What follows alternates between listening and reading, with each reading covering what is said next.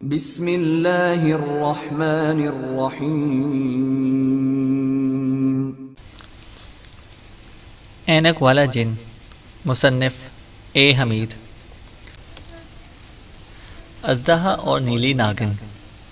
عمران کے ڈیڈی کی کوٹھی کے گیٹ پر آ کر دونوں رک گئے۔ جادوگر ہامون نے اونچی آواز لگائی، لے لو جی پرانے جوتے دے کر چینی کے شیشے کے نئے برتن۔ ساتھ ہی بالبطوری نے گھنٹی کا بٹن دبا دیا۔ رحمو بابا باہر آ گیا۔ کیا بات ہے؟ جادوگر ہامون نے کہا، بھائی جان، ہم پرانے جوتے لے کر چینی کے شیشے کے نئے برتن دے دیتے ہیں۔ گھر میں کوئی پھٹے ہوئے جوتے ہیں تو وہ ہمیں دے کر چینی کے مرتبان، شیشے کے گلاس، جگ لے لو۔ یہ دیکھو کتنا خوبصورت سامان ہے ہمارے پاس۔ جادوگر ہامون نے ٹوکرا نیچے رکھ دیا۔ بالبطوری بولی، بھائی جان، ایسا قیمتی شیشے اور چینی کا سامان آپ کو پھٹے پرانے جوتوں کے بدلے کہیں بھی نہ ملے گا۔ رحمو بابا نے جب دیکھا کہ واقعی ٹوکرے میں شیشے کے بڑے شاندار واٹر سیٹ، چینی کے پیالے اور ڈنر سیٹ پڑے ہیں تو اس کا جی للچا گیا۔ اس نے سوچا کہ گھر کے اسٹور روم میں کتنے ہی پرانے جوتے پڑے ہیں، انہیں دیکھ کر چینی اور شیشے کے برتن لے لے گا۔ بیگم صاحبہ آئیں گی تو بڑی خوش ہوں گی۔ رحمو جادوگر ہامون اور بالبطوری کو کوٹھی کے اندر لے آیا۔ اسے انہیں وہیں باغیچے میں بٹھایا اور اپنی کوٹھی میں اسے پرانے جوتے لا کر دیے۔ جادوگر ہامون نے جوتے کے اندر ہاتھ ڈال کر دیکھا، اس کے اندر سلیمانی لاکٹ نہیں تھا۔ اس نے جوتے رکھ لیے اور رحمو بابا سے کہا، کوئی اور پرانے جوتے ہیں تو لے آؤ بابا، میں یہ چائنا کا ڈنر سیٹ دے دوں گا۔ رحمو نے کہا، اسٹور روم میں کچھ پرانے جوتے پڑے ہیں، میں ابھی لاتا ہوں۔ رحمو نے اسٹور کی طرف چلا گیا۔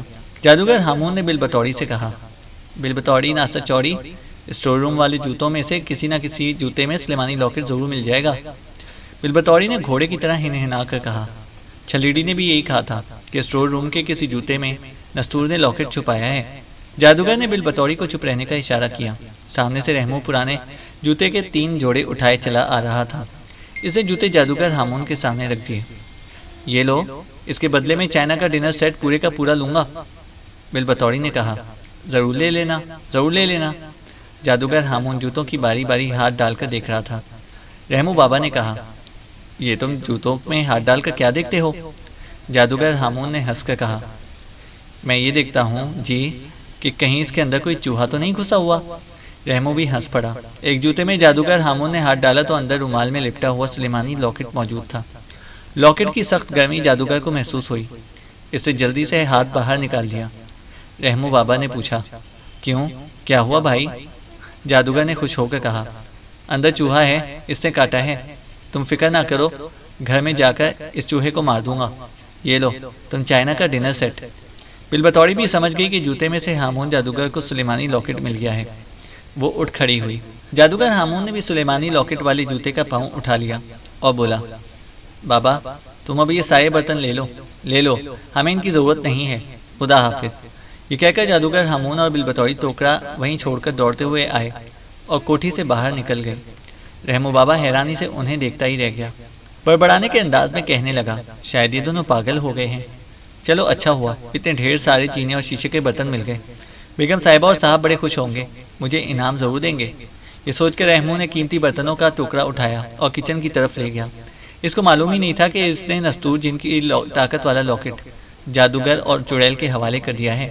باہر آ کر بالبطوری چڑیل نے چیخ ماری اور کہا، ہامون، سلیمانی لاکٹ نکال کر دیکھ۔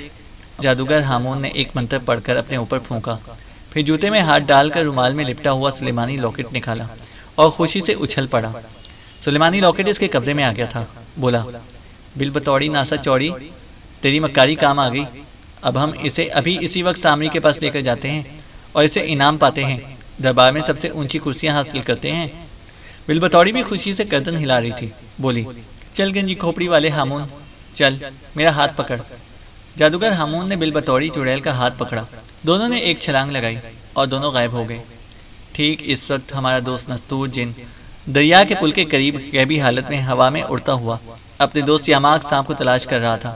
اچانک اڑتے اڑتے نستور کو ایک دھچکا سا لگا اور وہ نیچے آنے لگا، بالکل اسی طرح جس طرح اڑتے اڑتے کسی جہاز کا انجن فیل ہو جائے اور وہ نیچے گرنے لگے۔ نستور بھی اڑتے اڑتے ایک دم سے نیچے گرنے لگا۔ اس نے ہمت کر کے اپنے آپ کو سنبھالا اور اوپر کو اٹھنے کی کوشش کی، مگر نیچے ہی گرتا چلا گیا۔ وہ غیبی حالت میں تھا، اور کسی کو اڑتے ہوئے نظر نہ آ رہا تھا۔ اب وہ نیچے بھی گر رہا تھا اور نظر بھی آنے لگا تھا۔ نستور کو پسینہ آ گیا، فوراً سمجھ گیا کہ اس کا سلیمانی لاکٹ دشمن کے ہاتھ میں آ گیا ہے اور اس کی جناتی طاقت ختم ہو رہی ہے۔ نستور اڑتے اڑتے ایک دریا کے کنارے درختوں پر جا گرا۔ بڑی مشکل سے اس نے اپنے آپ کو درختوں میں سے نکالا، نیچے اترا، اپنے جسم کو دیکھا۔ اس نے اپنا شک دور کرنے کے لیے ہاتھ بلند کر کے چٹکی بجائی۔ اس طرح کرنے سے وہ غائب ہو جایا کرتا تھا، مگر اب وہ غائب نہ ہو سکا۔ نستور سر پکڑ کر وہیں بیٹھ گیا۔ اسے یقین ہو چکا تھا کہ اس کا سلیمانی لاکٹ کوئی دشمن اسٹور روم سے نکال کر قبضے میں لے چکا ہے۔ نستور اپنے آپ کو ایک عام آدمی کی طرح کمزور محسوس کر رہا تھا۔ وہ جلدی سے اٹھا اور کوٹھی کی طرف تیز تیز قدموں سے چلنے لگا۔ پہلے وہ اڑ کر جا سکتا تھا، اب وہ پیدل چلتے ہوئے بھی تھکنے لگا تھا۔ جب وہ کوٹھی کے گیٹ پر پہنچا تو تھک کر چور ہو گیا تھا۔ اس وقت ڈیڈی اور امی واپس آ گئے تھے۔ انہوں نے نستور جن کو آہستہ آہستہ اندر آتے دیکھا تو پوچھا، کیا ہوا نستور بھائی؟ نستور نے ڈیڈی کے سوال کا جواب نہ دیا۔ وہ سیدھا اسٹور روم میں گیا۔ اندر جا کر اس نے دیکھا کہ سارے پرانے جوتے غائب تھے۔ وہ جوتا بھی غائب تھا جس پہ نستور نے اپنا سلیمانی لاکٹ چھپایا ہوا تھا۔ وہ مایوسی کے ساتھ ڈیڈی اور امی کے پاس آ کر بیٹھ گیا۔ اس سے پوچھا، اسٹور روم میں جو پرانے جوتے تھے وہ کہاں گئے؟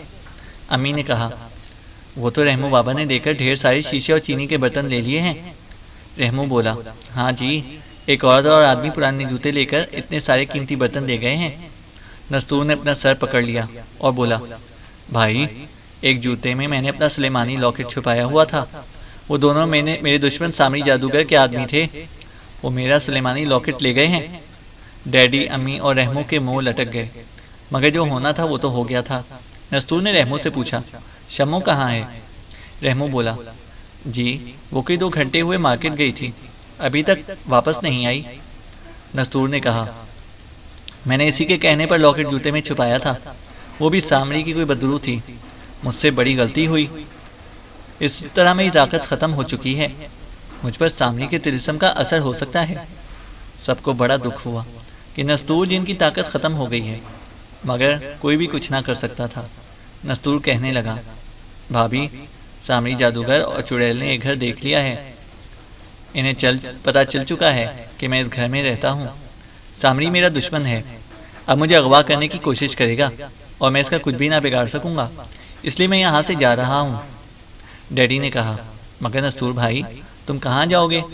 نستور نے کرسی سے اٹھتے ہوئے کہا، یہ میں کسی کو نہیں بتا سکتا کہ میں کہاں جا رہا ہوں۔ نستور نے ناک پر اینک درست کی اور کوٹھی سے باہر چلا گیا۔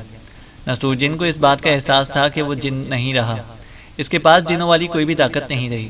اب کسی بھی وقت، کسی بھی جگہ اس کا دشمن اس پر حملہ کر سکتا ہے۔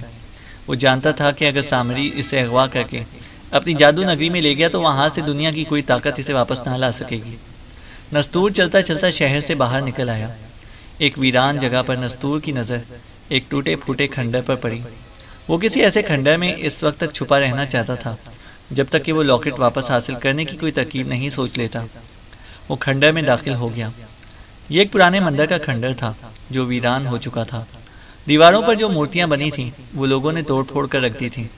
کھنڈر کے اندر اندھیرا تھا۔ نستور نے غور سے دیکھا، ایک تنگ زینہ نیچے جاتا تھا۔ نستور زینے سے اترنے لگا۔ نیچے ایک تنگ و تاریک تہخانہ تھا۔ نستور نے سوچا کہ پناہ لینے کے لیے اچھی جگہ ہے۔ وہ اندھیرے میں دیوار کے ساتھ ٹیک لگا کر بیٹھ گیا۔ اسے اپنے دوست یاماک کا خیال آ رہا تھا کہ اس وقت وہ ہوتا تو ضرور اس کی مدد کرتا۔ دوسری طرف بلبطوری چڑیل اور جادوگر ہامون نستور جن کا سلیمانی لاکٹ لے کر سامری کے دربار میں پہنچ گئے۔ سامری نے سلیمانی لاکٹ دیکھا تو بڑا خوش ہوا۔ بلبطوری اور جادوگر ہامون کو اسی وقت انعام و اکرام بھی دیا گیا اور دربار میں اونچی کرسیاں بھی دی گئیں۔ سامری نے سلیمانی لاکٹ اپنے قبضے میں لیا اور بولا، نستور جن کی ساری طاقت میرے پاس آ گئی ہے۔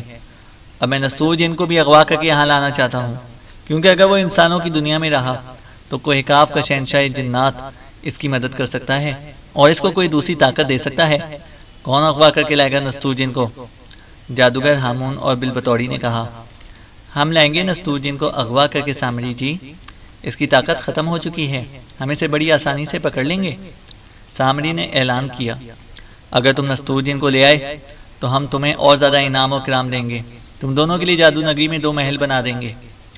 جادوگر ہامون اور بلبطوری بڑے خوش ہوئے اور سامری جادوگر کی اجازت لے کر اسی وقت نستور کو پکڑنے انسانوں کی دنیا کی طرف روانہ ہو گئے۔ لاہور میں آتے ہی دونوں غائب ہو کر کوٹھی میں آ گئے۔ یہاں انہوں نے چاروں طرف دیکھا مگر نستور جن وہاں موجود نہیں تھا۔ یہاں سے آ کر انہیں پتہ چلا کہ نستور کوٹھی سے جا چکا ہے۔ دونوں اپنے غار میں آ کر بیٹھے اور جادوگر ہامون بولا، بالبطوری ناسا چوڑی، پتہ کرو کہ نستور جن کہاں پر ہوگا، سارا شہر چھان مارو، نستور جہاں کہیں بھی ہو اسے قبضے میں کر کے یہاں لے آؤ، اب تو وہ تمہارے جادو کا مقابلہ بھی نہیں کر سکے گا۔ بالبطوری نے چیخ ماری اور کہا، ابھی جاتی ہوں، نستور جہاں بھی ہوا اسے پکڑ کر لاتی ہوں۔ بالبطوری چڑیل غار سے نکلتے ہی غائب ہو گئی اور ہوا میں اڑتی ہوئی شہر کے اوپر چکر لگانے لگی کہ جہاں کہیں اسے نستور نظر آ جائے وہیں اسے قابو کر لے۔ وہ سارا دن شہر کے اوپر اڑتی رہی مگر اسے نستور کہیں دکھائی نہ دیا۔ جب رات ہو گئی تو بالبطوری غار میں واپس آ گئی کہ اگلے دن پھر تلاش کرے گی۔ اس وقت جب کہ رات کافی گزر چکی تھی، نستور جن پرانے کھنڈر کے تہہ خانے میں اکیلا بیٹھا اپنے دوست یاماک کے بارے میں سوچ رہا تھا کہ اچانک اسے کسی سانپ کی زبردست پھنکار کی آواز سنائی دی۔ یہ آواز تہہ خانے کا جو زینہ تھا اس کے اوپر باہر سے آئی تھی۔ ایک بار پھر وہی پھنکار کی آواز آئی۔ نستور اٹھ کر تہہ خانے سے باہر آ گیا۔ باہر آسمان پر چاند نکلا ہوا تھا۔ چاند کی چاندنی میں نستور نے ایک عجیب خوفناک منظر دیکھا۔ اس نے دیکھا کہ زمین پر ایک نیلا سانپ پھن اٹھائے کنڈلی مارے بیٹھا ہے، وہ بالکل حرکت نہیں کر رہا۔ ایک دوسرا سانپ جو اژدہا لگتا تھا اور جس کا رنگ کالا تھا، کنڈلی مار کر بیٹھے ہوئے نیلے سانپ کی آنکھوں میں آنکھیں ڈال کر دیکھ رہا تھا جیسے اس پر کوئی جادو کر رہا ہو۔ نیلا سانپ اس جادو کے اثر سے بالکل پتھر کی طرح ہو گیا تھا۔ کالا اژدہا آہستہ آہستہ سانپ کی طرف بڑھ رہا تھا۔ اچانک کالے اژدہے نے پھنکار ماری اور اس کے منہ سے چنگاریاں نکل کر نیلے سانپ کے اوپر گری۔ نیلا سانپ گر کر پڑے ہٹ گیا۔ پھر کالے اژدہے کی چنگاریوں اور شعلوں سے بچنے کے لیے ایک گول دائرے میں چکر لگانے لگا۔ نستور جن نے محسوس کیا کہ سانپ گول دائرے سے باہر نکلنے کی جب بھی کوشش کرتا ہے اسے ایک جھٹکا لگتا ہے اور وہ پیچھے گر پڑتا ہے۔ نستور جن سے نیچے نیلے سانپ کی بے بسی کو دیکھا نہ گیا۔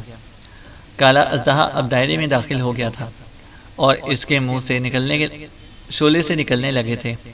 وہ نیلے سانپ کو منہ کھول کر ہڑپ کرنے ہی والا تھا۔ نستور آگے بڑھا اور جھپٹا مار کر کالے اژدہے کو گردن سے دبوچ لیا، اسے پھنکار ماری۔ اس کے منہ سے آگ کے انگارے نکل کر نستور کے اوپر گرے۔ نستور کا سلیمانی لاکٹ گم ہو جانے سے اس کی طاقت ختم ہو گئی تھی مگر آخر وہ جن تھا، وہ دنیا کے کسی آدمی کے ہاتھوں مر تھوڑی سکتا تھا۔ اس پر آگ، گولی اور تلوار اب بھی اثر نہیں کر سکتی تھی۔ اس پر طلسم اور جادو ضرور ہو سکتا تھا اور کوئی بھی جادوگر اس پر جادو کا عمل پڑھ کر اسے اپنے قبضے میں کر سکتا تھا۔ چنانچہ اژدہا کے انگاروں کا نستور پر کوئی اثر نہ ہوا۔ اژدہے کی گردن نستور کے دونوں ہاتھوں میں تھی۔ نستور نے ایک پاؤں اژدہے کی دم پر رکھ کر اس کی گردن کو زور سے جھٹکا دیا۔ اژدہے کا سر جسم سے الگ ہو گیا۔ نستور نے اسے دور پھینک دیا۔ نیلا سانپ جو پہلے دائرے کے اندر سے باہر نہیں نکل سکتا تھا اور اسے کوئی دھکا دے کر پیچھے پھینک دیتا تھا، اب رینگتا ہوا دائرے سے باہر آ کر نستور کے سامنے کنڈلی مار کر بیٹھ گیا اور اپنا پھن کھول کر نستور کو شکریہ کے انداز میں دیکھنے لگا۔ نستور نے یوں ہی مسکرا کر کہا، بھائی، میں نے اژدہے سے تمہاری جان بچا لی ہے، اب جاؤ اپنے گھر۔ مگر نیلا سانپ اپنی جگہ بیٹھا نستور کو تکتا رہا۔ پھر اس نے ہلکی سی پھنکار ماری اور سانپ غائب ہو گیا اور اس کی جگہ وہاں ایک 18-19 سال کی نوجوان خوبصورت لڑکی کھڑی تھی جس نے راجکماریوں جیسا لباس پہن رکھا تھا۔ نستور حیران ہو کر اسے تکنے لگا۔ لڑکی نے کہا، مجھے معلوم ہو گیا ہے کہ تم کوہ کہف کے نیک دل جن ہو۔ اب میں تمہیں اپنے بارے میں بتاتی ہوں۔ میرا نام کامئی ناگن ہے۔ میں زمین کے نیچے 7ویں طبق میں رہنے والے سانپوں کی مہاراجا شیش ناگ کی بیٹی ہوں۔ میں سیر کے واسطے زمین کے اوپر آئی تھی کہ اس سانپ خور اژدہے کے قابو میں آ گئی۔ اس نے میرے گرد چکر لگا کر مجھے اپنے طلسم میں قید کر لیا اور مجھے کھانے لگا تھا کہ تم آ گئے۔ تم نے میری جان بچا کر مجھ پر احسان کیا ہے، میں تمہارے احسان کا بدلہ اتارنا چاہتی ہوں۔ مجھے بتاؤ میں تمہارے لیے کیا کر سکتی ہوں؟ نستور نے کہا، کامئی ناگن، تم نے مجھے درست پہچانا۔ میں واقعی کوہ کہف کا جن ہوں۔ میرا نام نستور ہے مگر سامری جادوگر نے سازش کر کے میرا سلیمانی لاکٹ چرا لیا ہے۔ اب میری طاقت ختم ہو گئی ہے، مجھ پر سامری کے طلسم کا اثر ہو سکتا ہے۔ میں اس کے طلسم سے بچنے کے لیے اس کھنڈر میں چھپا بیٹھا تھا کہ مجھے اژدہے کے پھنکار کی آواز سنائی تھی اور میں نے باہر آ کر دیکھا کہ کالا اژدہا ایک سانپ کو بے بس کر کے اس پر حملہ کر رہا ہے۔ آگے جو کچھ ہوا تم کو معلوم ہی ہے۔ اگر تم میرے لیے کچھ کر سکتی ہو تو سلیمانی راکٹ تلاش کرنے میں میری مدد کر دو۔ کامئی ناگن چاندنی میں بڑی خوبصورت لگ رہی تھی، مگر چونکہ وہ ناگن تھی اس لیے پلکیں نہیں چھپک رہی تھی۔ کہنے لگی، نستور آؤ بندر کے چبوترے پر بیٹھ کر بات کرتے ہیں۔ وہ دونوں کھنڈر کے چبوترے پر آ کر بیٹھ گئے۔ رات خاموش تھی، چاروں طرف پراسرار سی چاندنی پھیلی ہوئی تھی۔ کامئی ناگن نے نستور کی طرف دیکھا اور کہا، نستور تم نیک دل ہو، تمہارے دل میں جانوروں کے لیے بھی رحم بھرا ہوا ہے، اس لیے تم نے میری جان بچائی ہے۔ میں تمہارے ساتھ سلیمانی لاکٹ تلاش کرنے ضرور جاؤں گی۔ کیا تمہیں یقین ہے کہ تمہارا لاکٹ سامری جادوگر کے پاس ہے؟ نستور بولا، ہاں مجھے یقین ہے، اس نے اپنا کوئی جادوگر اور چڑیل بھیج کر دھوکے سے میرا لاکٹ چرا لیا ہے۔ لاکٹ سامری کے پاس ہی ہوگا۔ کامئی ناگن کہنے لگی، میں تمہارے ساتھ لاکٹ تلاش کرنے میں سامری جادوگر کی جادو نگری میں جاؤں گی۔ نستور نے کہا، مگر سامری جادوگروں اور بدروحوں کا بادشاہ ہے، اس کی جادو نگری میں داخل ہونا کوئی آسان کام نہیں ہے۔ اس کی نگری کے ارد گرد طلسمی شعائیں پھیلی رہتی ہیں، وہ ہمیں جلا کر راکھ کر ڈالیں گی۔ کامئی ناگن نے کہا، ہمیں خدا پر بھروسہ رکھنا چاہیے اور ہمت نہیں ہارنی چاہیے، ہم ضرور کامیاب ہوں گے۔ نستور نے بتایا، کوہ کاف سے میرا ایک دوست یاماگ بھی میرے ساتھ آیا تھا، جو کوہ کاف کا سردار سانپ ہے، وہ یہاں آ کر کہیں گم ہو گیا ہے، مجھے اس کی بھی تلاش ہے۔ کامئی ناگن مسکرائی اور کہنے لگی، میں نے سن رکھا ہے کہ کوہ کاف میں سانپوں کا ایک سردار ہے جس کا نام یاماگ ہے۔ مجھے یاماگ سانپ سے مل کر بڑی خوشی ہوگی، مگر ہمیں سب سے پہلے سلیمانی لاکٹ سامری سے حاصل کرنا ہے، اس کے بعد یاماگ سانپ کو بھی ڈھونڈ لیں گے۔ نستور بولا، یہ ٹھیک ہے، مگر سامری کی جادو نگری کو کون سا راستہ جاتا ہے؟ مجھے تو یہ بھی معلوم نہیں۔ کامئی ناگن کہنے لگی، تم بڑے سیدھے سادھے جن ہو نستور۔ مجھے میرے شیشناگ باپ نے ایک بار بتایا تھا کہ زمین کے اوپر جہاں سمندر کی حد ختم ہو جاتی ہے وہاں آگ کے کالے پہاڑ شروع ہو جاتے ہیں۔ ان کالے پہاڑوں میں ایک سب سے اونچا کالا پہاڑ ہے۔ اس پہاڑ کی چوٹی پر سے اگر ہم اڑتے ہوئے اوپر جائیں تو 7 روز میں سامری جادوگر کی جادو نگری میں پہنچ جائیں گے۔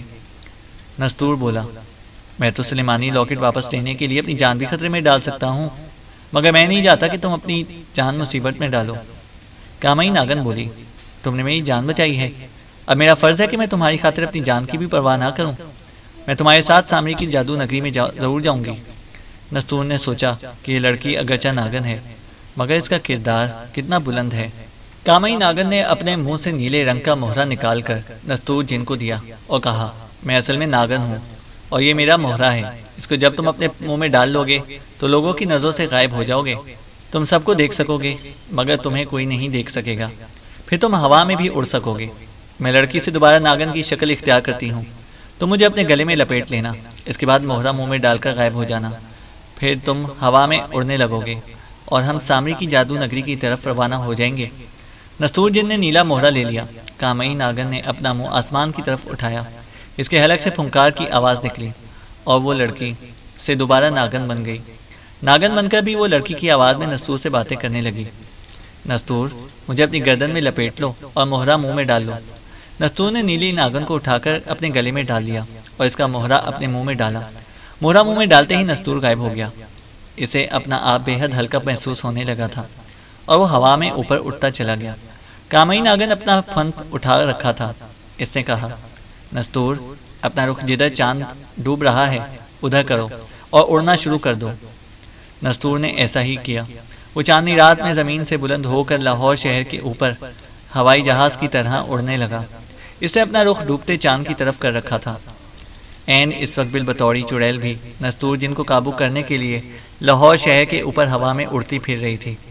سارا شہر سو رہا تھا، عمارتوں سڑکوں کی بتیاں جھلملا رہی تھیں۔ اڑتے اڑتے اچانک بالبطوری چڑیل کو نستور کی خاص بو محسوس ہوئی۔ وہ اڑتے اڑتے ہوا میں کھڑی ہو گئی۔ اس نے جدھر سے بو آئی تھی اس طرف دیکھا۔ بو بڑی تیز تھی اور قریب آتی جا رہی تھی۔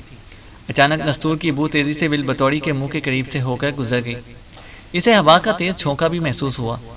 اس بو میں کسی سانپ کی بو بھی تھی۔ چڑیل بالبطوری فوراً سمجھ گئی کہ نستور نے کسی سانپ سے غائب ہونے کی طاقت حاصل کر لی ہے اور وہ سانپ کے ساتھ ہوا میں اڑتا ہوا چلا جا رہا ہے۔ بالبطوری چیخ مار کر نستور کے پیچھے اڑتی ہوئی آئی اور چلا کر کہا، نستور یاد رکھو میں بھی بالبطوری چڑیل ہوں، میں نے ہی تمہارا سلیمانی لاکٹ چرایا ہے، اب میں تمہیں اپنے قبضے میں کروں گی، تم مجھ سے بچ کر کہیں نہیں جا سکتے۔ نستور نے اپنے پیچھے سے آتی چڑیل کی آواز سنی تو سمجھ گیا کہ اس بدبخت چڑیل نے اس کا لاکٹ چرایا ہے اور یہ سامری جادوگر کی خاص چڑیل ہے۔ کامئی ناگن نے بھی جو سانپ کے روپ میں نستور کی گردن سے لپٹی ہوئی تھی چڑیل بالبطوری کی آواز سن لی تھی، کہنے لگی، نستور گھبرانا بالکل نہیں، تم اس وقت میری طاقت اور میرے طلسم کی طاقت سے اڑ رہے ہو۔ چڑیل نہ تمہیں دیکھ سکتی ہے اور نہ ہی تمہارا کچھ بگاڑ سکتی ہے۔ پیچھے سے چڑیل بالبطوری کی چیخ بلند ہوئی، اس نے کہا، نستور میں تمہیں اپنے جادو سے پکڑنے لگی ہوں، میں تمہارے سانپ کو کھا جاؤں گی، ہی ہا ہا ہا۔ اور بالبطوری چڑیل ایک جھپٹا مار کر نستور کے اوپر سے گزر گئی۔ کامئی ناگن نے نستور کو حوصلہ دیتے ہوئے کہا، فکر نہ کرو، وہ ہمارا کچھ نہیں بگاڑ سکتی، میری طاقت اس کی طاقت سے بہت زیادہ ہے، اڑتے چلے جاؤ، بولنا مت، خاموش رہنا۔ نستور خاموشی سے ہوا میں اڑتا چلا گیا۔ وہ اتنی تیزی سے اڑ رہا تھا کہ دیکھتے دیکھتے وہ ملتان، حیدرآباد اور کراچی شہر کے اوپر سے گزر گیا۔ اب آگے سمندر شروع ہو گیا تھا۔ چڑیل بالبطوری بھی اس کے پیچھے لگی ہوئی تھی۔ اسے نستور کی بو اسی طرح آ رہی تھی۔ کبھی وہ چیختی چلاتی چیخیں مارتی نستور کے اوپر سے گزر جاتی، کبھی نستور کو ڈراتی دھمکاتی اور اس کے پیچھے سے نکل جاتی، مگر وہ نستور کو دیکھ نہیں سکتی تھی اور اس پر اپنا جادو بھی نہیں چلا سکتی تھی۔ کامئی ناگن نے ایک بار پھر اپنے منہ سے زور سے پھنکار ماری اور نستور کی رفتار بے حد تیز ہو گئی۔ بالبطوری چڑیل بہت پیچھے رہ گئی۔ اسے نستور کی بو آنا بند ہو گئی تو وہ چیخ مار کر بولی، نستور تم جہاں بھی جاؤ گے میں تمہیں پکڑ لوں گی۔ بالبطوری چڑیل وہیں سے واپس مڑ گئی۔ وہ سیدھی جادوگر ہامون کے غار میں پہنچی اور جاتے ہی چیخ مار کر کہا، ہامون نستور ہمارے ہاتھ سے نکل گیا ہے۔ ہامون کے ہاتھ میں گدھے کی ہڈی تھی جس سے وہ زمین پر کوئی طلسم بنا رہا تھا۔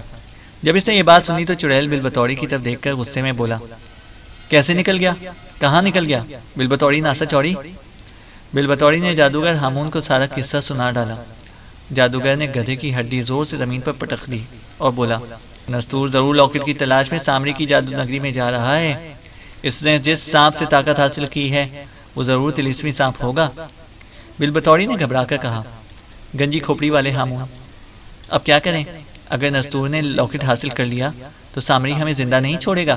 جادوگر ہامون بے چینی سے غار میں ٹہلنے لگا۔ بالبطوری ناسا چوڑی، نستور کو کسی طلسمی سانپ کی مدد حاصل ہو گئی ہے، یہ بہت برا ہوا۔ اگر یہ سانپ شیشناک کا سانپ ہے تو اس پر ہمارا جادو نہیں چل سکے گا۔ بالبطوری نے چیخ مار کر کہا، ٹھہرو، میں کوئی کاف کے سانپ یا ماغ سے پوچھتی ہوں کہ نستور کو جس طلسمی سانپ کی مدد ملی ہے وہ کون سا سانپ ہے۔ بالبطوری چڑیل نے نستور کے دوست یاماغ سانپ کو اپنی گردن سے اتار کر ایک پٹاری میں بند کر رکھا تھا، مگر اس پر ایک خاص منتر پھونکا ہوا تھا جس کے اثر سے یاماغ سانپ پٹاری سے باہر نہیں نکل سکتا تھا۔ چڑیل جلدی سے پٹاری اٹھا کر لے آئی۔ اس نے پٹاری کھول کر یاماغ سانپ کو ہاتھ میں اوپر اٹھایا اور چیخ کر بولی، یاماغ سانپ تو کوئی کاف کا سردار سانپ ہے۔ ہمارے دشمن نستور جن کو کسی سانپ کے طلسم کی طاقت مل گئی ہے، ہمیں بتا کہ یہ سانپ کون ہے۔ یاماغ سانپ اگرچہ چڑیل کے منتر کے اثر سے نیم بے ہوش تھا، مگر وہ سب کچھ دیکھ سکتا تھا، سن سکتا تھا۔ جب اسے پتا چلا کہ اس کے دوست نستور کو کسی طلسمی سانپ کی طاقت مل گئی ہے تو وہ سوچنے لگا کہ نستور ضرور کسی مصیبت میں پھنس گیا ہے۔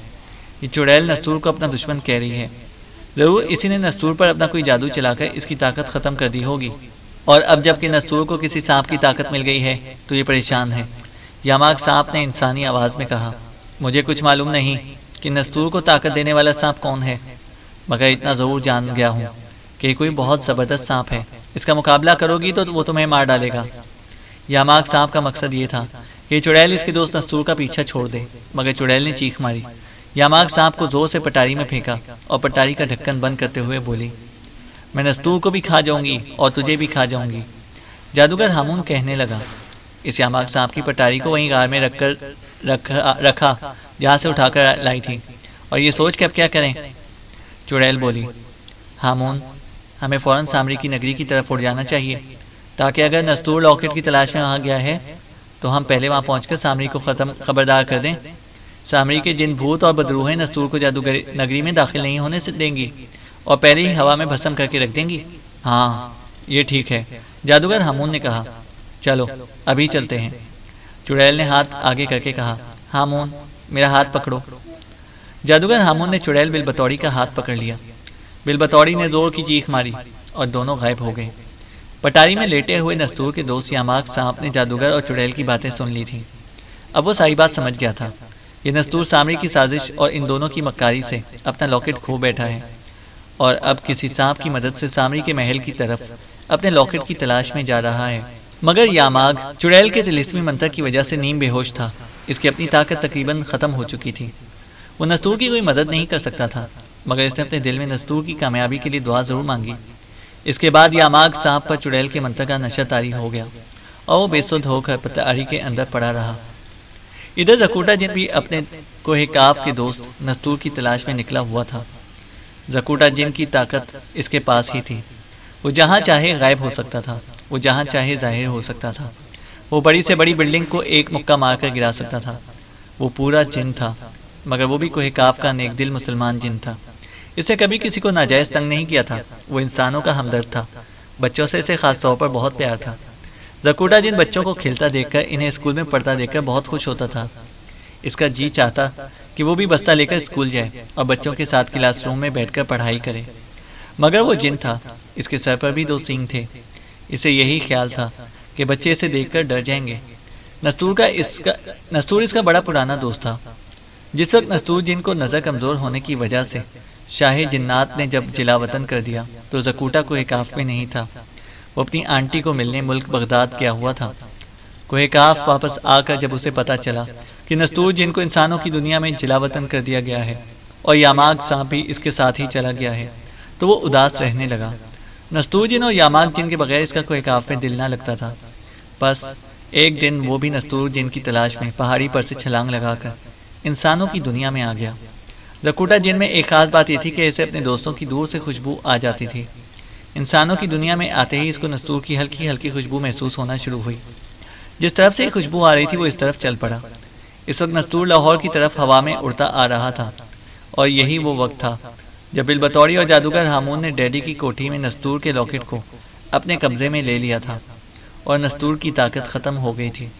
جو ہی نستور کی طاقت ختم ہوئی، اس کی خوشبو بھی ہلکی پڑ گئی۔ زکوٹا نے ہوا میں اڑتے اڑتے محسوس کیا کہ نستور کی خوشبو بالکل نہیں آ رہی۔ اس وقت نستور ہوا میں کافی دور اڑ رہا تھا، وہاں سے اس کی خوشبو زکوٹا تک نہیں پہنچ سکتی تھی۔ زکوٹا سوچنے لگا کہ نستور کی خوشبو آنا کیوں بند ہو گئی۔ اس کو ایک ہی خیال آیا کہ کسی وجہ سے ضرور نستور کی طاقت ختم ہو گئی ہے، ورنہ اس کی خوشبو آنی کبھی بند نہ ہوتی۔ وہ ضرور کسی مصیبت میں پھنس گیا ہوگا۔ زکوٹا بڑی تیزی سے لاہور شہر کے اوپر ادھر ادھر اڑنے لگا۔ کبھی وہ نیچے آ جاتا، کبھی اڑتے اڑتے غوطہ لگا کر ایک دم اوپر چلا جاتا۔ وہ غیبی حالت میں تھا اور کسی کو نظر نہیں آ رہا تھا۔ وہ ایک بار اڑتے اڑتے غوطہ لگا کر نیچے راولپنڈی جانے والی ریلوے لائن پر آ گیا۔ سامنے سے پنڈی جانے والی ریل گاڑی آ رہی تھی۔ زکوٹا ریلوے لائن کے بالکل اوپر اڑ رہا تھا۔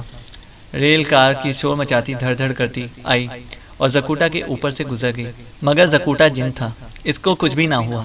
وہ ہنستا ہوا اوپر کو اڑ گیا۔ وہ اڑتا ہوا لاہور پہنچ گیا۔ جب وہ اڑتا ہوا ماڈل ٹاؤن کے اوپر آیا تو ایک کوٹھی میں اسے اپنے دوست نستور کی خوشبو آئی۔ اگرچہ نستور وہاں نہیں تھا، مگر اس کی ہلکی ہلکی خوشبو وہاں پر ابھی تک باقی تھی۔ زکوٹا ایک دم کوٹھی کے اندر آ کر ڈیڈی اور ممی کے سامنے زیبین آف کا نعرہ لگا کر ظاہر ہو گیا اور اپنی عادت کے مطابق سینے پر زور زور سے ہاتھ مارتے ہوئے بولا، زیبین آف، مجھے کام بتاؤ، میں کیا کروں، میں کس کو کھاؤں؟ سب ڈر گئے۔ ڈیڈی نے ہمت کر کے پوچھا، بھائی تم کون ہو؟ جن نے کہا، میں زکوٹا جن ہوں۔ میں کوہ کاف سے نستور جن کی تلاش میں آیا ہوں۔ وہ میرا دوست ہے، مجھے پتا چلا تھا کہ وہ یہاں رہتا ہے۔ یہ کہہ کر زکوٹا جن نے دونوں ہاتھ سینے پر مار کر چیخ کر کہا، مجھے کام بتاؤ، میں کیا کروں، میں کس کو کھاؤں؟ تب ڈیڈی اور امی کی جان میں جان آئی۔ ڈیڈی نے زکوٹا جن کو سارا کچھ بیان کر دیا کہ نستور جن کا لاکٹ چوری ہو گیا ہے، اس کی طاقت ختم ہو گئی ہے اور وہ سامری کے ڈر سے یہاں سے چلا گیا ہے۔ زکوٹا جن نے سینے پر 2-4 مکے مار کر نعرہ لگایا، زیبین آف، میں اپنے دوست کی مدد کروں گا، میں اس کو تلاش کروں گا، زیبین آف، اور نعرہ مار کر زکوٹا جن غائب ہو گیا۔ اب اسے جادوگر اور چڑیل کی بھی تلاش تھی اور اپنے دوست نستور جن کو بھی ڈھونڈنا تھا۔ تب اسے پتا چلا کہ نستور کی خوشبو ایک دم ہلکی کیوں پڑ گئی تھی۔ جادوگر اور چڑیل اس کے دوست نستور کا لاکٹ لے اڑے تھے۔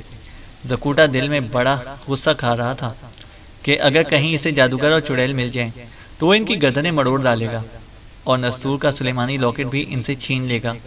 مگر اس نے جادوگر اور چڑیل کی شکل نہیں دیکھی تھی، لیکن اسے معلوم تھا کہ جادوگر اور چڑیلیں ایک دوسرے سے ملتی جلتی ہوتی ہیں۔ جس وقت زکوٹا جن لاہور شہر میں اپنے دوست نستور کو تلاش کرتا پھر رہا تھا، اس وقت نستور کامئی ناگن کے گلے میں ڈالے غیبی حالت میں لاہور سے بہت دور پاکستان سے بہت دور سمندر کے اوپر سامری کی جادو نگری کی طرف اڑتا جا رہا تھا۔ زکوٹا جن کو یقین تھا کہ نستور لاہور شہر ہی میں کسی جگہ چھپا ہوا ہے، کیونکہ جن کی جب طاقت اس سے چھین جاتی ہے تو اسے ہر وقت ڈر لگا رہتا ہے کہ کوئی جادوگر وغیرہ اس کو اپنے قبضے میں نہ کر لے۔ زکوٹا نے فیصلہ کیا کہ وہ ابھی لاہور شہر میں ہی رہ کر نستور کو تلاش کرے گا۔ نستور کامئی ناگن کے ساتھ کالے پہاڑوں کی طرف پرواز کر رہا تھا، مگر جادوگر ہامون اور چڑیل بالبطوری سامری محل میں پہنچ چکے تھے۔ انہوں نے جاتے ہی سامری کو ہاتھ باندھ کر سلام کیا۔ جادوگر ہامون نے عرض کی، میرے آقا سامری جی، ہم آپ کو یہ خبر دینے آئے ہیں کہ نستور جن اپنا لاکٹ واپس لینے آپ کے محل کی طرف آ رہا ہے۔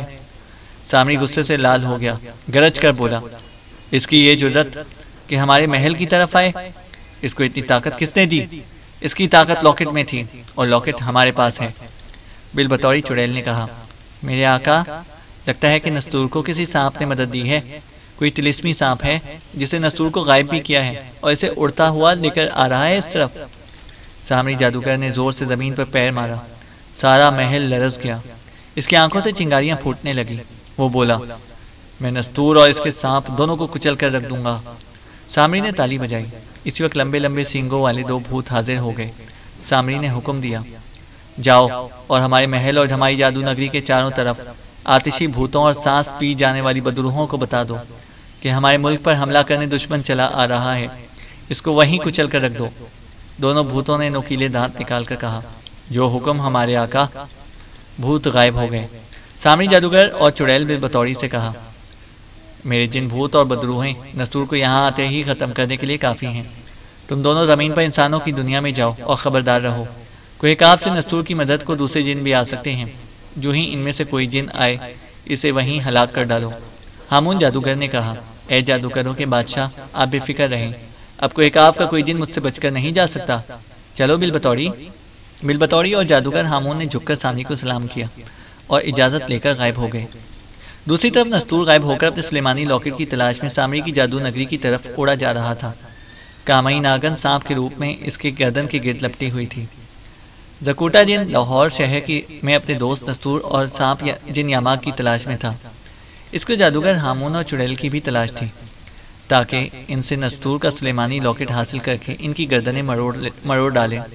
سانپ جن یاماگ سانپ کے روپ میں جادوگر ہامون کے غار میں پٹاری میں بند تھا۔ اس کا منکا بوڑھے سپیرے نے نکال لیا تھا، جو شہر کے ارد گرد بین بجا بجا کر یاماگ کو ڈھونڈتا پھرتا تھا، کیونکہ یاماگ سانپ کی مدد کے بغیر سپیرا زمین کے خزانے حاصل نہیں کر سکتا تھا۔ جادوگر ہامون اور بالبطوری چڑیل بھی انسانوں کی دنیا لاہور میں واپس آ کر اپنے غار میں بیٹھے نیا منتر تیار کر رہے تھے، تاکہ اگر کوئی کاف سے کوئی دوسرا جن آئے تو اس پر پھونک کر اسے وہیں ختم کر دیں۔ نستور اور کامئی ناگن کالے پہاڑوں پر پہنچ گئے تھے۔ ایک سیاہ کالے پہاڑ کی چوٹی پر آ کر کامئی ناگن نے نستور سے کہا، یہاں سے ہمیں سامری کی جادو نگری میں جانے کے لیے اوپر فضا میں پرواز کر جانا ہے، ہوشیار رہنا، یہ پہلے اور دوسرے آسمان کا سفر ہے۔ اس سفر میں ہم پر بجلیاں بھی گر سکتی ہیں اور سامری کے بھوت اور بدروہیں ہم پر حملہ بھی کر سکتی ہیں۔ نستور بولا، میری طاقت ختم ہو چکی ہے، مجھے خطرہ ہے کہ سامری کی بدروہیں اور ان کا طلسم ہم دونوں کو نقصان نہ پہنچائے۔ کامئی ناگن نے کہا، فکر نہ کرو، ہمارا مقصد نیک ہے، ہمارا کوئی کچھ نہیں بگاڑ سکے گا، چلو اوپر کو اڑو۔ نستور کالے پہاڑ کی چوٹی پر سے اوپر کو اچھلا اور پھر اوپر ہی اوپر اٹھتا چلا گیا۔ نستور کو ہم پہلے آسمان کے بادلوں میں چھوڑ کر زکوٹا کی طرف آتے ہیں۔ زکوٹا نے شہر کے ایک ویران شمشان کے ایک درخت پر اپنا ٹھکانہ بنا لیا۔ وہ سارا دن شہر میں نستور اور یاماگ کو تلاش کرتا، اور جب رات کا اندھیرا چھا جاتا تو شمشان والے درخت پر آ کر بیٹھ جاتا۔ شمشان وہ جگہ ہوتی ہے جہاں ہندو اپنے مردوں کو جلاتے ہیں۔ وہ مردے کو ایک چبوترے پر لٹا کر اس کے اوپر لکڑیاں ڈال دیتے ہیں، پھر آگ لگا دیتے ہیں۔ مردہ جل کر راکھ ہو جاتا ہے تو مردے کے رشتہ دار دوسرے روز آ کر راکھ میں سے مردے کی ہڈیاں ایک مرتبان میں ڈال کر لے جاتے ہیں اور دریا میں بہا دیتے ہیں۔ اس رات زکوٹا شمشان کے درخت پر خاموش بیٹھا ہوا تھا کہ اچانک چیخ کی آواز آئی۔ یہ آواز کسی عورت کی تھی، وہ مدد کے لیے پکار رہی تھی، مجھے بچاؤ، مجھے آگ نہ لگاؤ، مجھے بچاؤ، مجھے آگ لگ گئی ہے۔ زکوٹا جلدی سے درخت پر سے نیچے آ گیا، کیا دیکھتا ہے کہ ایک عورت شعلوں میں لپٹی ہوئی ہے، اس کا سارا جسم جل رہا ہے۔ زکوٹا اس کی طرف دوڑ پڑا۔ سبسکرائب کریں اور بیل آئیکن کو پریس کریں تاکہ ہماری ہر اپڈیٹ آپ کو بر وقت مل سکے۔